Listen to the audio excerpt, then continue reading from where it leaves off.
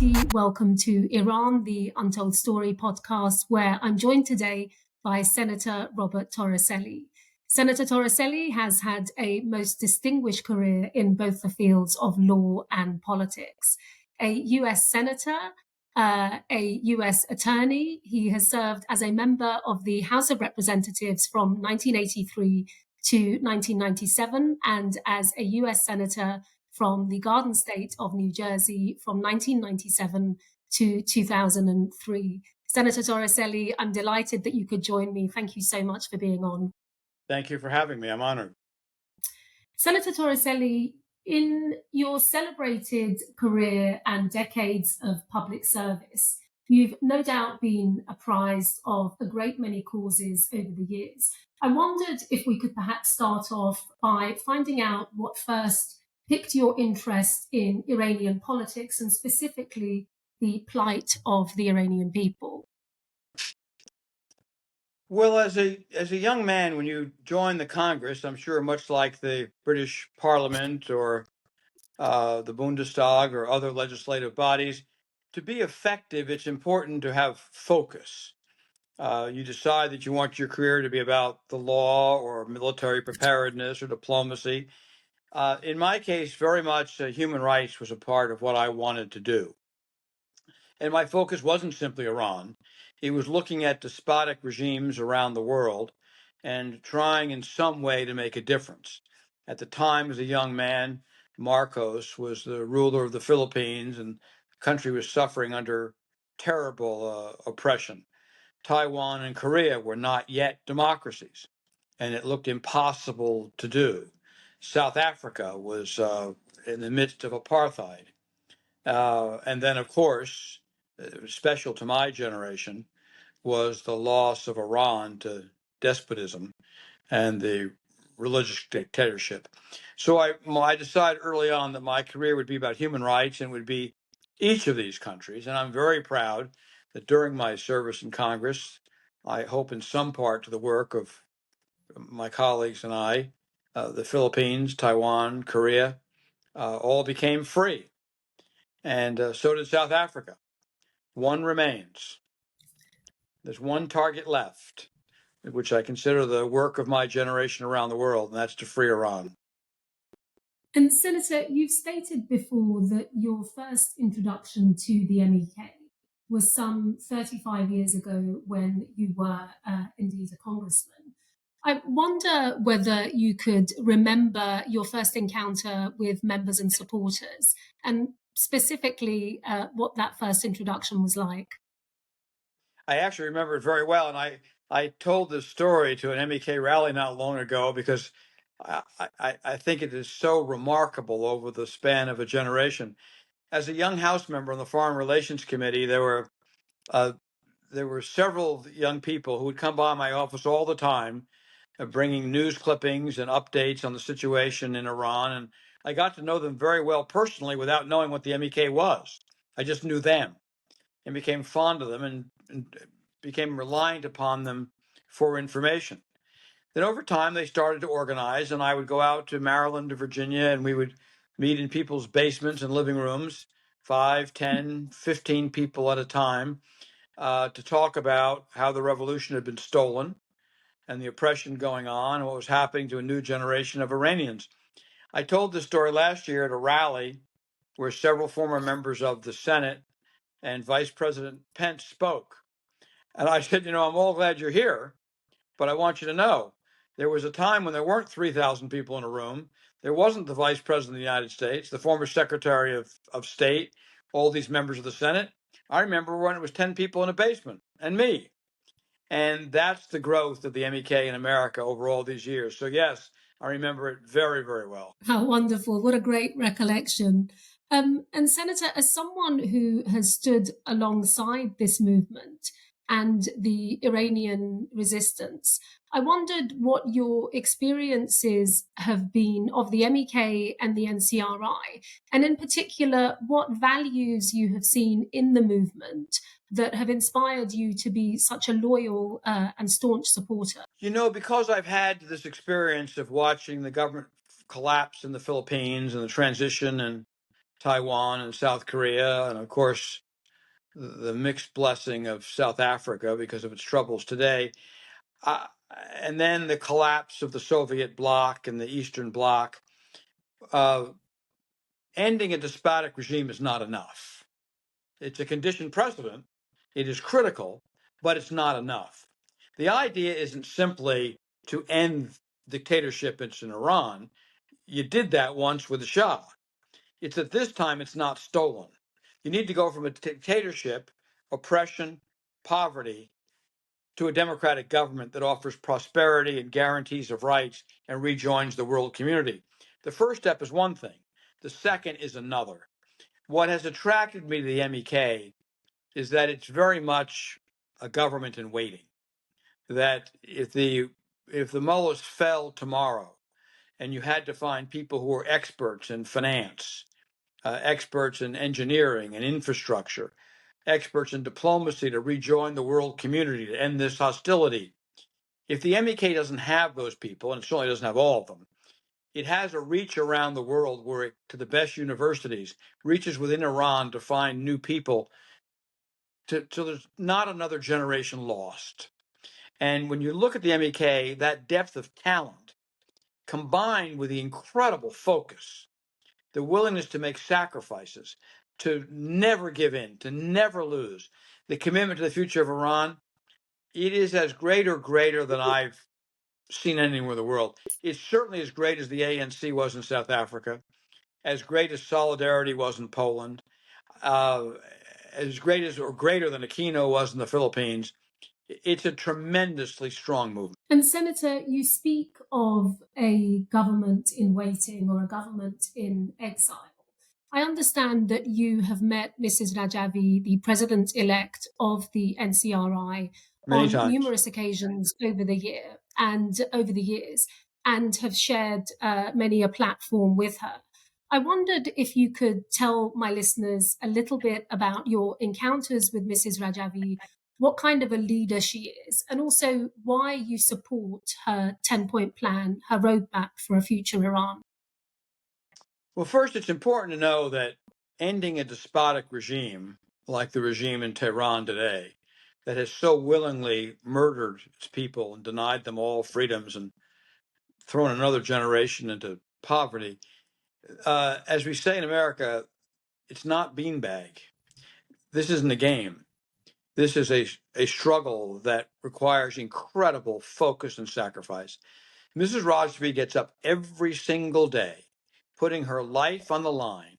Members of her family have been murdered in the streets for this struggle. Every day she wakes up with one focus. She's ending the dictatorship. Nothing less is required to end a regime like this. Nothing less will do. That's what I admire. And if I didn't see that in her, I wouldn't have, and many people around the world would not have given their money, their time, their lives to fight for the MEK, because you can't want to win and restore a free country more than the leader. You can want it as much or less. You can't want it more. And nobody wants it more than she does. I think the entry point of understanding who she is the 10-point plan. Because again, the Iranian people have been down this road before. You ended the Shah's regime. You had hopes of a free and democratic and prosperous nation, of an Iran that was a leader in democratic nations around around the world, on the model of a South Korea, on the model of what's happened in Poland, and it was stolen. When you see the 10-point plan, you understand exactly where she's going. This is going to be democratic. It's going to be pluralistic. It's going to have gender equality. It's going to be at peace with its neighbors. It's not going to use the money that she'll be using to educate children and feed children and build housing on a foolish nuclear program. You're seeing what you're getting. And I think that's the difference with the 79 revolution and why the 10-point plan is so important. And Senator, you have in the past, I understand, visited Camp Ashraf, which is the home of the MEK just outside of Tirana in Albania. Could you give my listeners a little bit of background as to why the visit took place and also what your experiences were at the camp? Well, first, let me broaden your question. I've been to each Camp Ashraf, including the first one that was in Iraq, which was an extraordinary city built out of nothing, where thousands of MEK members lived, and would be today if the Iranian government hadn't sent in thugs to murder people, some in their sleep, all unarmed, killed Iranians. Um, those people now are in Albania at the urging of the United States government and other Western governments because they deserve safe sanctuary. There's a great spirit there of people who are focused on a free Iran, work for it every day, are incredibly committed, and have shown exemplary courage in the work that they do and the lives that they're living. And once again, out of nothing, because I saw Camp Ashraf when it wasn't even an agricultural field. It was just empty land, and a city has arisen. It's amazing what the MEK members have been able to do. And Senator, a more general question, but as a lawyer and as a politician, do the Iranian people, in your opinion, have the right to resist the tyranny and the oppression of the Iranian regime? Do Iranians have the right to resist the Ayatollahs and to end dictatorship? Well, it's not that they have the right, they have the responsibility. Every people have the right to be free, and no one has the right from it.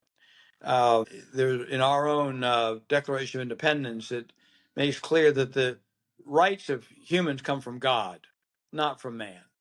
And no one can deny those basic rights. What the mullahs have done is put themselves in the place of God and issued false rules to restrict the rights, the liberties, the thinking, the worship, the lives of the people of Iran. It is not right. It is not natural.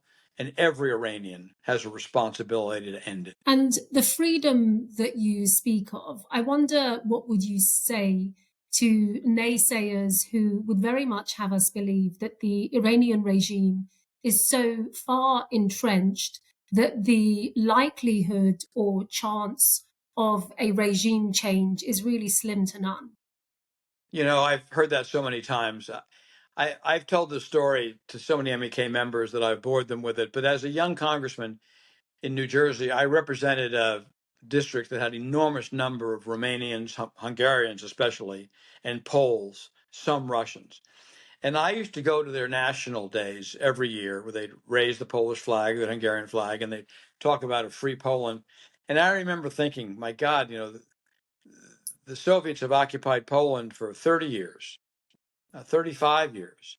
These people are fooling themselves. This will never end. Of course it ends. And it did.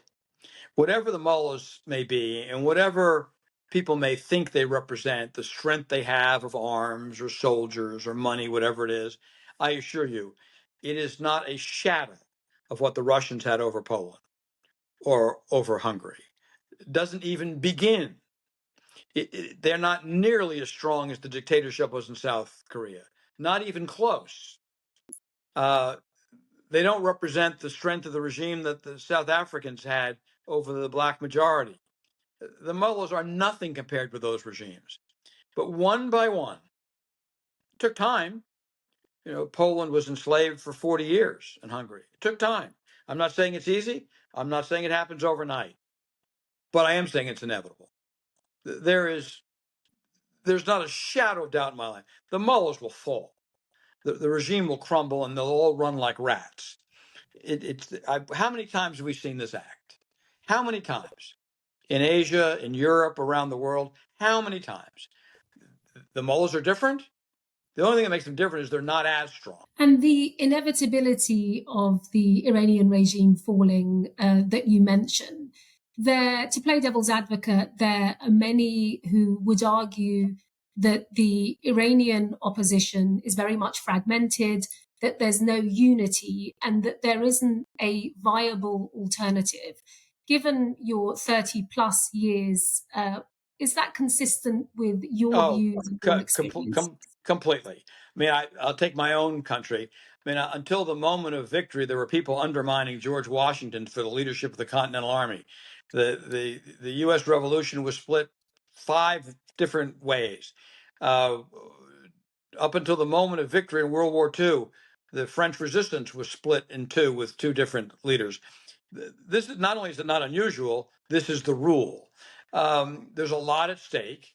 People have their own vision, which is why we have tried to argue within the MEK and the NCRI that it is a broad enough umbrella. There's room for different visions of the future of Iran, as long as they're democratic and free and respect human rights and nonviolent. There's room for everybody. You come with your own vision. But don't be discouraged by the fact that there are some rival groups. I mean, there are some people who are royalists who would like to see the monarchy. There's not room for them because we're not going to trade the Shah for the mullahs for another Shah. That's out of the question. But if you believe in a democratic Iran broadly, not necessarily our vision, but broadly, this coalition has room for everybody. And I know it'll be splintered until the moment of victory, but that's okay. And given that you have yourself now specifically mentioned Iranian monarchists, I wanted to mention a speech that you'd given at the Free Iran Summit in Washington, D.C. in spring of last year. And there was a statement or a sentence, really, that I wanted to quote back to you and wondered whether we can speak of. And you had said that the Iranian people would not be replacing a theocracy for a kleptocracy. I wondered if you could elaborate on the Iran's 2 dictatorships, really. Well, this regime in Tehran today has stolen the freedom of the Iranian people and also, obviously, their economic opportunity. There's no reason Iran should be a poor country. It has enormous resources and an educated and highly talented people. I mean, it should be in its own region what France is in Europe. It has been stolen from them by taking their freedoms. The Shah's principal difference was, I think, he stole as much freedom, but he was better at stealing personally. I think the Revolutionary Guards and the Iranian regime now steals generally for the regime, but in the Shah's case, it was grand larceny. I don't think I need to elaborate on that. Money flowed around the world to he and his own small cohort of kleptomaniacs.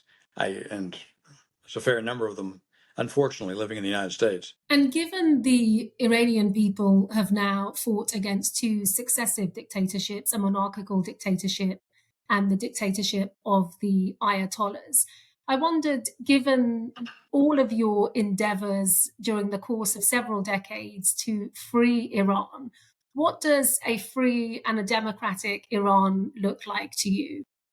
Well, I think the most important thing is that I know the day that the regime falls, which could be tomorrow, it could be 2 years from now, but as I've said, it's obviously coming. There are many Iranians who will rest and say, well, we did it. It's over. We survived the Shah. We ended the theocracy. Now we've got a free Iran. We're done. No, you're not. Democracy is fought for every day. And particularly in those early years, keeping it is going to be critical. There's a great line when the United States issued its Constitution. John Adams walked out and someone asked him, what kind of government did you decide upon? And he said, a democracy if you can keep it. Look no further than Russia today, how we all celebrated when communism fell. It was an extraordinary victory. But the Russian people did not remain vigilant. And they went from one dictatorship now to a new one. My challenge to the Iranian people is just because ending the mullahs is inevitable doesn't mean that freedom's inevitable. We have to keep this coalition together of people who do not want another monarchy, do not want another dictatorship, do not want the military to rule. They want a free Iran. and then make sure those institutions are built and they survive, they become strong, so they can withstand any other attempts to steal the freedom of the Iranian people. And Senator, moving on to policy, how would you categorize US policy towards Iran since you've been involved in the movement? And do you believe that a shift in policy is required? And if so, why? I do. There are many things I'm proud of with the United States and some things I find frustrating. Uh, One thing captures both. There's an extraordinary American naivete of believing that basically all people are good. If you give them time, they'll prove that they're good human beings. It's just giving them a chance to prove their value. It's a wonderful quality about Americans. It's also wrong. Some people are not good. There were not good Nazis. There's no one good in Putin's government today. There were no good leaders of apartheid. The people who have killed tens of thousands of innocent Iranian citizens, thousands, and stolen their freedom, they're not good people. But I know that within the American State Department and many quarters of the U.S. government, the belief is, well, give it time. It'll all work out. They'll come around. They're not coming around. They're not going to reform. Giving them incentives, giving them time, trying to talk to them. We've been there. It's been a generation. The regime has to fall. It has to fall of its own weight, and it has to fall by free people around the world, having sanctions, rallying the Iranian people, putting pressure where they can. Ultimately, this is won or lost by the Iranian people. But all of us have to lend our voices to change, and certainly not be helping the regime or falsely believing there's going to be a reform movement. There's no reform movement. There's a joke in American politics that a Iranian reformer is someone who's run out of ammunition. And there's no such thing. And how can Western democracies facilitate and assist the Iranian people in getting the job done? Are there policy changes that could assist? Well, first, before we get to non-Iranians, let's talk about Iranians. There's something every Iranian can do. If you're in the diaspora around the world, no one's asking you to risk your life. You make a contribution to the MEK, the NCRI, in dollars or euros. You come to a rally, you speak up, you write a letter, you write home, you speak to people in Iran. Everybody can do something. I don't care how small it is. Everybody can do some little thing to chip away at the regime. If you're in Iran, it's the same thing. I know there are risks. Easy for me to say, but there are risks. But everybody can paint on a wall, show up at demonstration. If you're in a critical industry, don't go to work. If you're in a critical arms industry, damage a machine that's used to make a weapon that's killing your own people. If you're a soldier and you're asked to fire upon your own innocent civilians, you can shoot in the air. Everybody can do something. For the rest of us, we lend our voices. If you're in government, I think the sanctions matter, that the Revolutionary Guards aren't getting resources, that Iran is not getting technology to make weapons to oppress its own people. Certainly we can do a lot. Under the Trump administration, I think the sanctions that were put on Iran were probably the most effective in world history.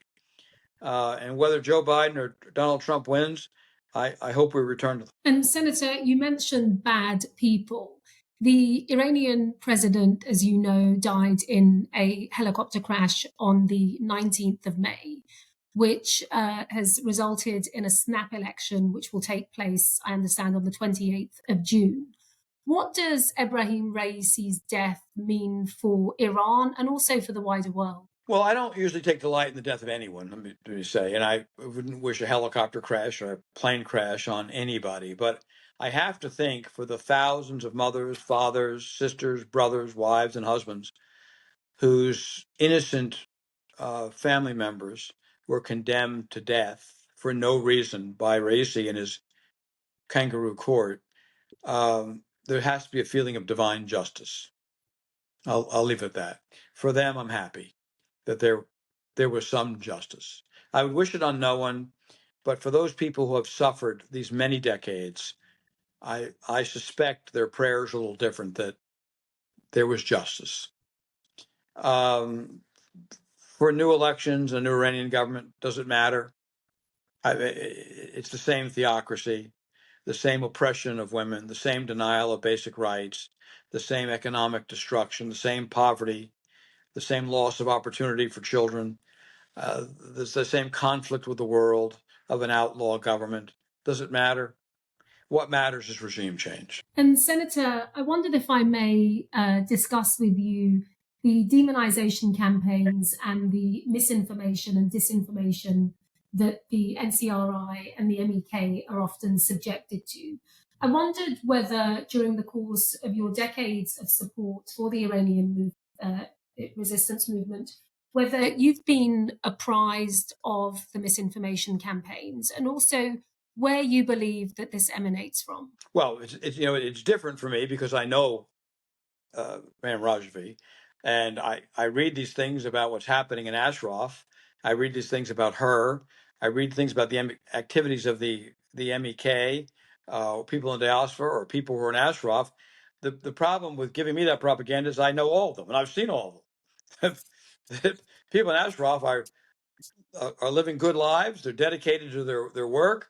They're the freest Iranians in the world because they can say anything they want, do anything they want. Most of it is just nonsense. The value of that propaganda is when people will sometimes say to me, "Well, I agree with you. The regime should fall, but the MEK isn't really a threat to the regime." I say, "Really? Because if they're not a threat, the mullahs are spending an awful lot of time and money trying to defeat them. You may not think they're a threat, but the mullahs clearly do, and I doubt they're wrong. They may be evil, but they're not stupid. They know where the threat is coming from." And Senator, speaking of the threat to the Iranian regime, I wondered whether we could end by you giving our listeners 3 adjectives that would best describe your, I suppose, your relationship with the NCRI. How would you describe the movement? What 3 words? Well, first, for me, I consider it a lifetime commitment. I consider Freedom for Iran one of the unfinished pieces of business of my life. I lived long enough and served long enough, as I said, to see the Soviet Union fall, apartheid in South Africa end, and freedom in the Philippines and Taiwan and South Korea and a host of other nations around the world. I feel so good about it and everything that it means for another generation. There's one left, and I do consider it part of my life's work. I I share with the MEK that commitment, but I hope in some small way, even a little bit of their focus, the focus for change, and the uncompromising nature of their desire for human rights and democracy in Iran. I admire that so much. And, we all want in our lives if we can just push the ball down the field just a little bit, if we just know that it moved an inch because of our lives, we can feel good about ourselves. And that's my hope with the MEK in Iran. Senator Torricelli, it's been an absolute joy and a pleasure. Thank you so much for joining me. Thank you for having me. Bye-bye. Thank you.